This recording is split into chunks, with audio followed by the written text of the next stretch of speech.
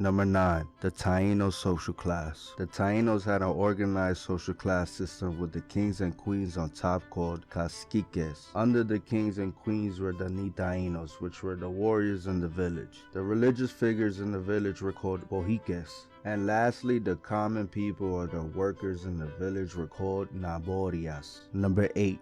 Women had power. The Spaniards were surprised when they came in contact with the Tainos and wrote about how women were in control of the men in the village. That's because women lived together along with their children, keeping them apart from the men. This system gave women control over their lives, their co-villagers, and their bodies. It is believed that although there were some gender roles, they were not exclusive. Number 7. Tainos had pets. The Tainos enjoyed having pets by their sides. One of them were the jasibi. The jasibi was a dog from Puerto Rico. This dog was perfect for hunting because it was barkless. Their other common pet was the Puerto Rican parrot, which is still seen today, but for the dog, it ceased to exist soon after the arrival of the Spaniards.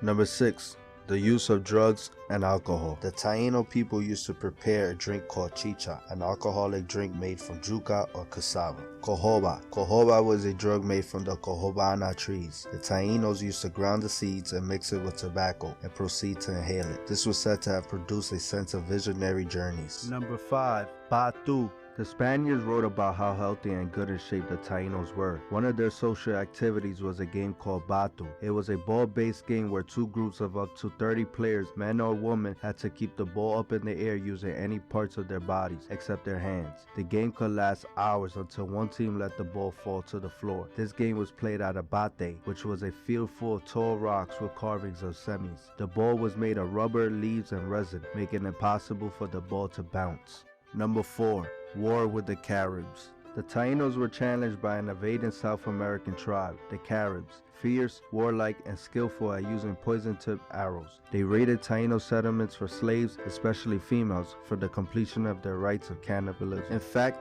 it was the Caribs who fought most effectively against the Europeans. Their behavior probably led the Europeans to treat all of the natives unfairly. A dynamic tension between the Tainos and the Caribs certainly existed when Christopher Columbus arrived. Number 3. The Tainos Goddess, Arabe.